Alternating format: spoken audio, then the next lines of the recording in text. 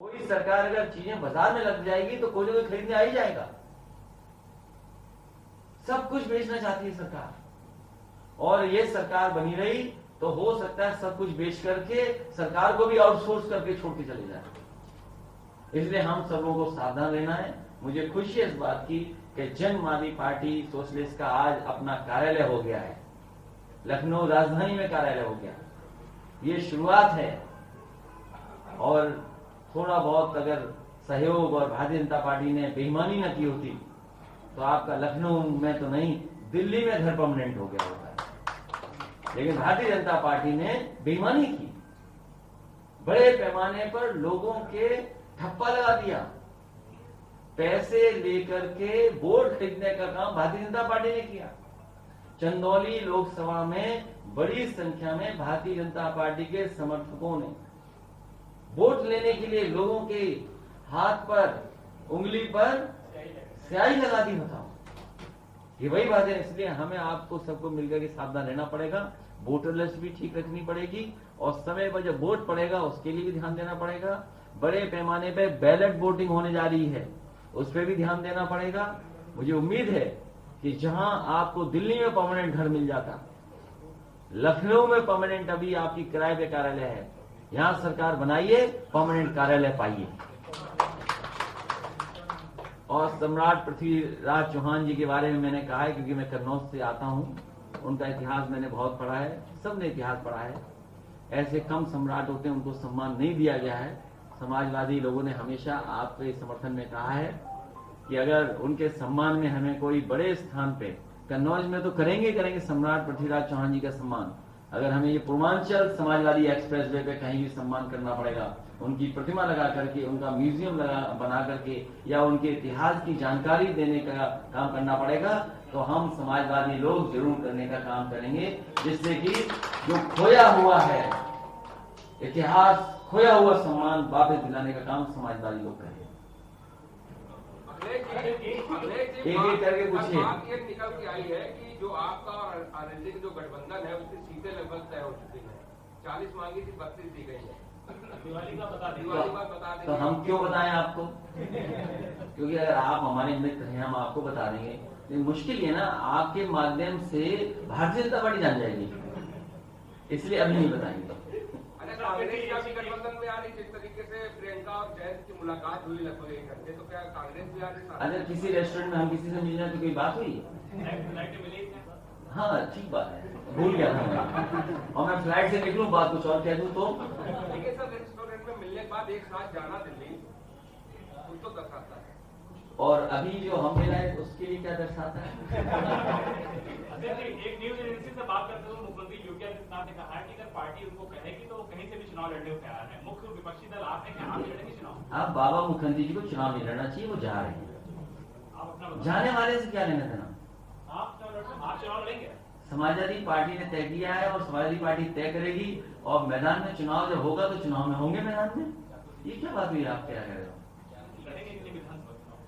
Party तय करेगी, और जब चुनाव मैदान में है तो चुनाव से पीछे कैसे हटेंगे हम लोग?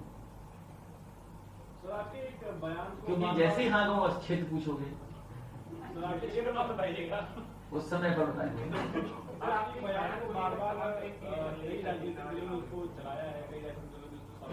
जो आपने महात्मा गांधी और जिन्ना को लेकर कहा था, उसका कॉन्टेक्स्ट क्या था? अगर आप एक बार क्लियर कर नहीं, क्यों करे कॉन्टेक्स्ट? मैं तो कहूंगा ना कि दोबारा किताबें पढ़ लें, दोबारा किताबें पढ़नी चाहिए।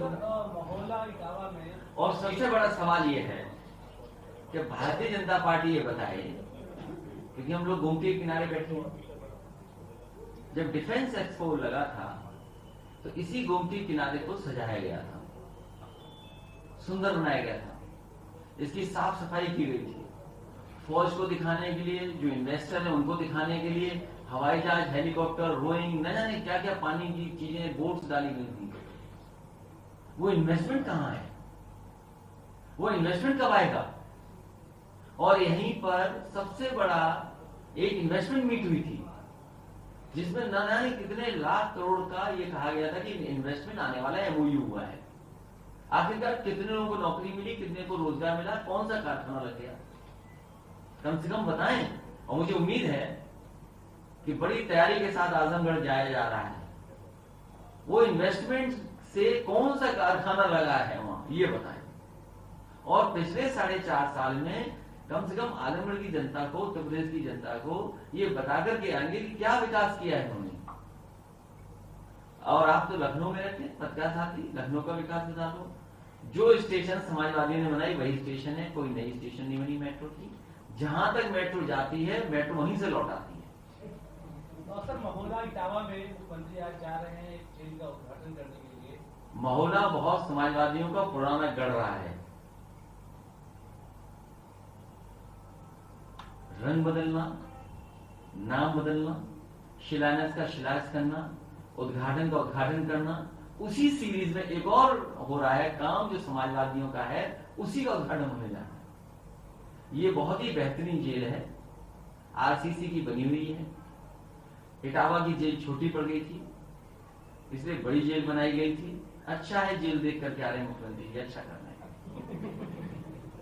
और कम से कम उन्होंने जेल बनाई होती और कुछ ना बनाते, जेल ही बना देते। वो भी समाजवादियों की बनाई हुई जेल का उद्घाटन करने जा रहे हैं। और जितना समाजवादी सरकार में स्वीकृत हुआ था उतना ही काम है। इटावा मैनपुरी से जो 4 लेन से जोड़ने वाली सड़क है जेल को, आप ताज्जुब करो इस बात को, सोचिए किस बात को, कि उस सड़क को भी सैंक्शन करने का काम समाजवादी कर रहे थे। अभी सड़क नहीं बन पाई है, सड़क में इतने गड्ढे हैं, गाड़ी गई कैदियों को लेकर के तो हो सकता है गाड़ी फंस जाए, तो कहीं कैदी ना भाग जाए वहां से। तो सड़क कब बनेगी उस जेल को जोड़ने के लिए?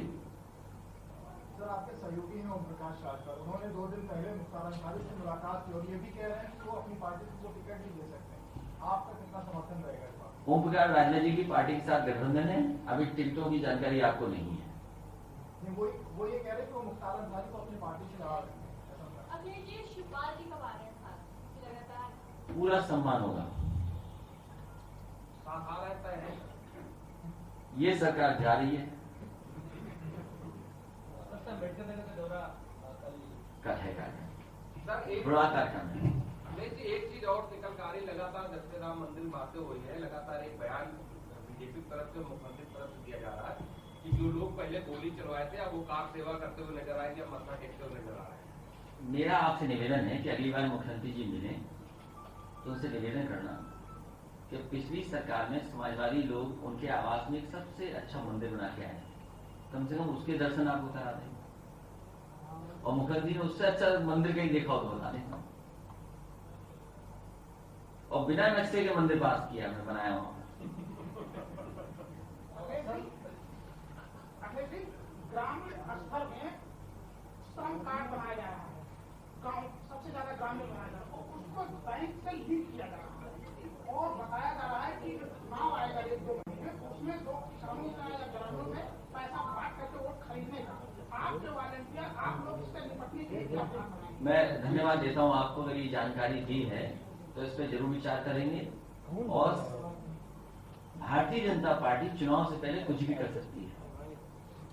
खाद की बोली से चोरी है, खाद मिल नहीं रही, डीएपी मिल नहीं रही, लगातार डेटा कलेक्शन का काम हो रहा है, लगातार वहां गांव में एक टेक्निकल आदमी को अपॉइंट किया जिससे सूचना सब कुछ ली जा रही है और डेटा कलेक्ट किया जा रहा है। तो पता नहीं क्या झूठ बोला जाएगा चुनाव से पहले। इसलिए मैंने कहा कि समाजवादी पार्टी और जनवादी पार्टी सोशलिस्ट को भी सावधान रहना पड़ेगा।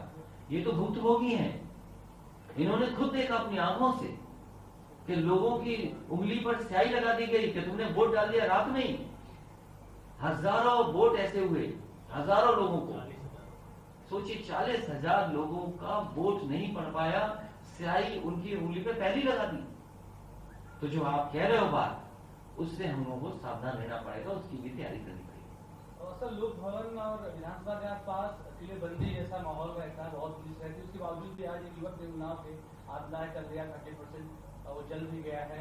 और जमीन विवाद था, लोकल पुलिस की तरफ से कोई मदद दी गई थी, और कानून व्यवस्था के बारे में सरकार एक बात आप स्वीकार कर लीजिए, और हम तो पत्रकार साथियों से कहेंगे, आपको घटनाएं और पूरे प्रदेश की समय समय पर सूचना मिलती कानून व्यवस्था को लेकर।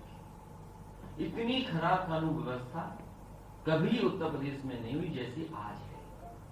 चाहे वो बेटियां हों, बहनें हों, उनके साथ जो घटनाएं घट रही हैं, या जो पुलिस के माध्यम से उत्पीड़न हो रहा है, पुलिस के आगे कोई सुनवाई नहीं है।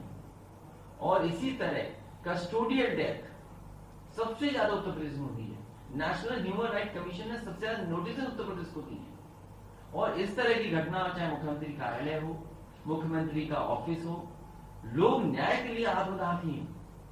पहली बार जान नहीं गई है, न जाने कितने पीड़ित जिन्हें न्याय नहीं मिला जिला स्तर पर, वो मजबूरी में यहां लखनऊ आते हैं मुख्यमंत्री आवास में कि उन्हें कहीं न्याय मिल जाएगा। लेकिन न्याय देने वाला कौन है? किसकी सुनवाई है सरकार में? किसी की सुनवाई नहीं। भारतीय जनता पार्टी अन्याय कर रही है। इस सरकार में सबसे ज्यादा उत्पीड़न है।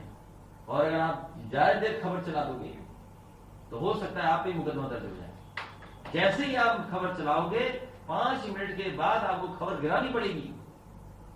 ये प्रेशर आप जानते हो, उन कार्यालयों से जो प्रेशर आ रहा है आप लोगों का। अखिलेश जी, जो आप बात करें कि कस्टडी में काफी ज्यादा मौतें हुई, तो क्या लगता है कि पिछले कुछ दिनों जिस तरीके से देखा जा रहा है कि पुलिस का अपराधीकरण का काम चल रहा है, योगी सरकार का भी सरकार मनमानी कर रही है, सरकार का दबाव है। इसी वजह से पुलिस भी खुली छूट मिली हुई है। पुलिस न पुलिस के सुधार पे कोई काम हुआ है, न उनकी ट्रेनिंग के लिए कोई काम हुआ है। जो स्ट्रक्चर चेंज किया था कि पुलिस को समय समय पे सैनिटाइज किया, समय समय पर उनको ट्रेनिंग दी जाए, समय समय। खबरों के निष्पक्ष विश्लेषण के लिए सब्सक्राइब करें Jantantra TV and press the bell icon. Never miss any update.